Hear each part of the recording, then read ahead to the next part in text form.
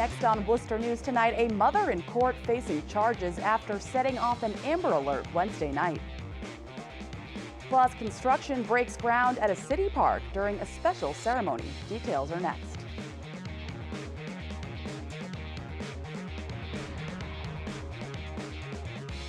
Thanks for joining us tonight. I'm Catherine Andrioli. A special night for a group of Worcester Public School students graduating from 100 Miles to College. The program aims to make higher education attainable for low-income and minority students.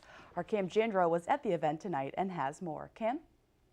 Catherine, 97 young men completed the program that began all the way back in April. I caught up with a few students today who say 100 Miles completely changed their lives.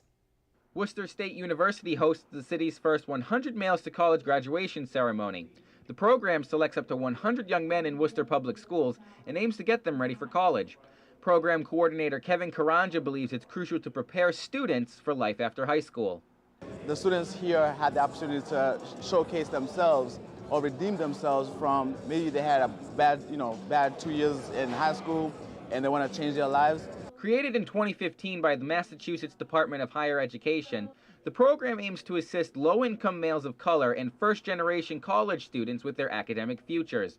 Students have the chance to earn up to 6 college credits at Quinsigamond Community College, Becker College, and Worcester State. South High School senior Gerardo Sanchez was one to receive a certificate of completion and thanks the program for getting him ahead of the game when it comes to college. So they're really helpful with it, and that's my main reason to join the program, was like to get a step ahead of everybody else with college. Yeah. North High student and military hopeful Jose Pizarro says 100 Miles helped him make a decision on his career path. Me, a student where I was thinking about going to college or not, I didn't know what I was gonna do, but of course God was good enough for me to get presented this opportunity, and so of course I took it. Sanchez and Pizarro say they're grateful for their time in the 100 Miles program. It was very awesome, it kind of made me want to look even more forward to want to set more goals for myself and to achieve them. Take advantage of the classes and the experience of it. Like, you get to meet new people, you get the support of everybody else, and they're really helpful with everything. Now, this year's program was just a pilot for the city of Worcester. Organizers say with the great success they had this year, they hope to bring it back again later in the fall. Catherine? Thank you, Cam. A mother who set off an Amber Alert allegedly threatening to harm her 3-year-old daughter is now charged with attempted murder. Prosecutors say the woman sent suicidal text messages to her mother. Today she faced a judge. Our Rosalind Flaherty has the details. Leanne Rickhite is brought into Dudley District Court Thursday. The 38-year-old faces a number of charges, including reckless endangerment of a child and attempted murder. Prosecutors say Rickhite's mother received suicidal text messages from her and threats to harm her 3-year-old daughter. An Amber Alert was issued Wednesday night. Police officers were able to locate the defendant and her 3-year-old daughter. State troopers found Rickhite and her daughter in a car in this remote area of Charlton. Prosecutors say clothes were stuck in the tailpipe and the two were sleeping. Both were tested for carbon monoxide levels, and their exposure was their levels were elevated. Prosecutors say she admitted to making an internet search about how long carbon monoxide takes to kill. She told investigators she didn't think her child would die because she opened the window a crack. Bob Benoit says he's known Rickhite for a while and saw police last night looking for her. I was kind of shocked. I didn't think she'd do that. Daughter's little sweetie. A woman who did not want to be identified says she lived next to Rickhite for about a year and says she had a lot of issues. She used to leave her by herself a lot. I know she'd take off and the little girl would be left upstairs. You could hear her running around. Being a single mother myself, I couldn't even imagine. I couldn't imagine, being to that point where you don't, that's what you got to go do. Rosalind Flaherty, Worcester News Tonight. A Worcester man pleads guilty Thursday to multiple charges, including manslaughter. According to the Worcester County District Attorney's Office, Janleer Povez was sentenced to 18 years in prison after pleading guilty to the 2008 stabbing death of a Westboro man. Prosecutors say Jack McGuire was killed during a drug deal gone bad on Florence Street in Worcester. Povez also pled guilty to charges including witness intimidation and assault and battery on a public employee. A Superior Court judge in Rhode Island sentences Dan Doyle to 15 years for embezzling more than $1 million from the nonprofit organization he founded. Doyle, a Worcester native, will serve 7 years in prison and will be on probation for the remainder of his sentence. A jury convicted the 67-year-old in December, saying he used money from his Institute for International Sport for personal reasons. Doyle has faced up to 205 years in prison. The Educational Association of Worcester meeting today to discuss further plans for negotiating a contract for public school teachers.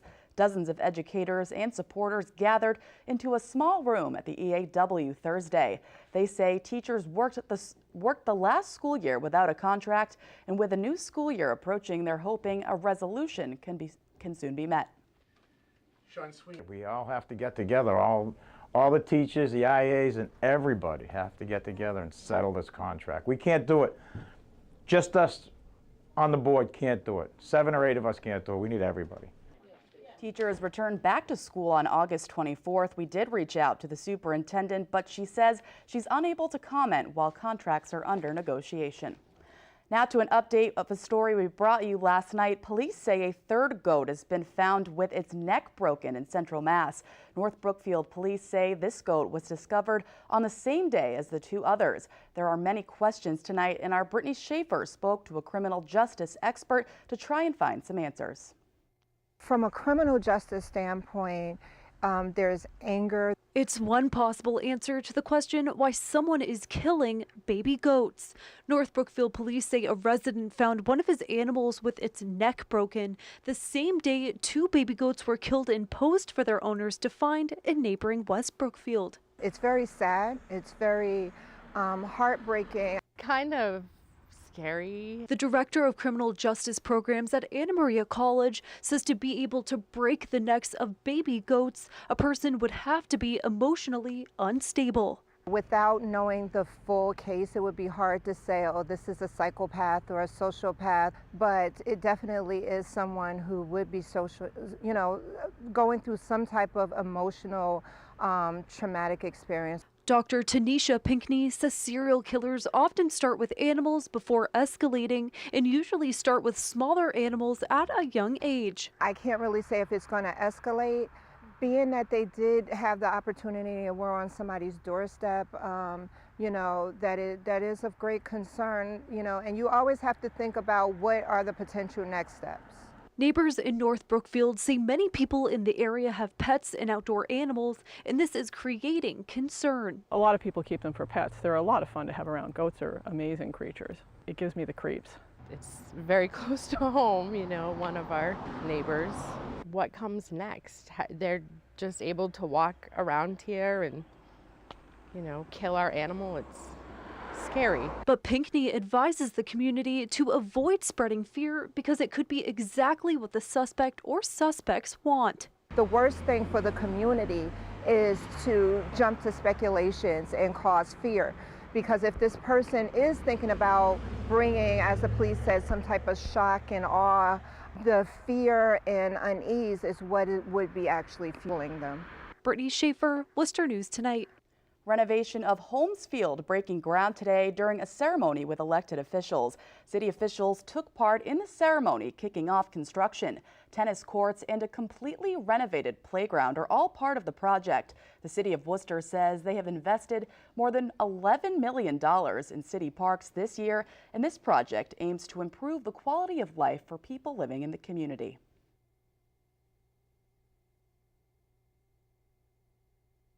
Said it really is about quality of life, and I always say to folks is not everybody can get in their car and go on vacation. As they go to the quality of life, they go to the fairness and equity, because as the counselor said, there's a lot of families who don't get a chance to go to the Cape or go to Maine or go other places, and this is their summer recreation, and it's important that they be safe places and state-of-the-art places.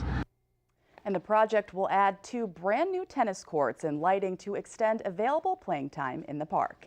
A citywide program is giving teens and young adults a chance to earn money over the summer. The park's Steward program is in its 7th year, and as our Olivia Lemon reports, City Manager Ed Augustus says so far it's been a success. Every summer, Worcester's Park Steward program employs dozens of teens and young adults. I think it helps the community as a whole because it brings kids from the community into its parks, really gives them some ownership of the facilities that they work in. Thursday, the city and Massport, one of the program sponsors, celebrated the stewards' hard work.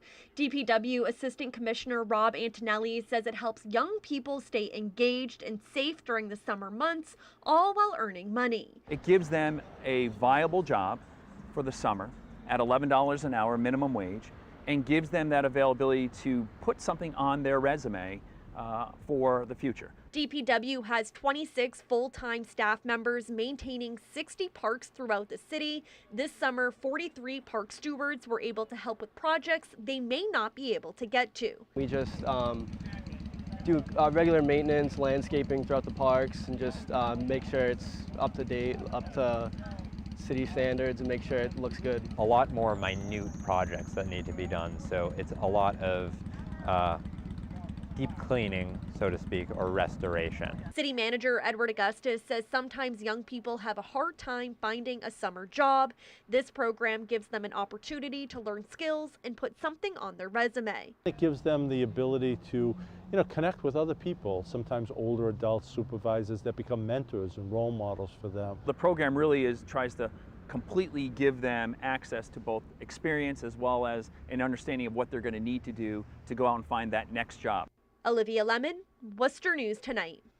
A local landmark receiving a small makeover Thursday. The Worcester Palladium receiving a new sign on the front of the building, replacing the old EM Low sign. The changes come after Worcester Railers owner Cliff Rucker purchased 25% of the property back in June.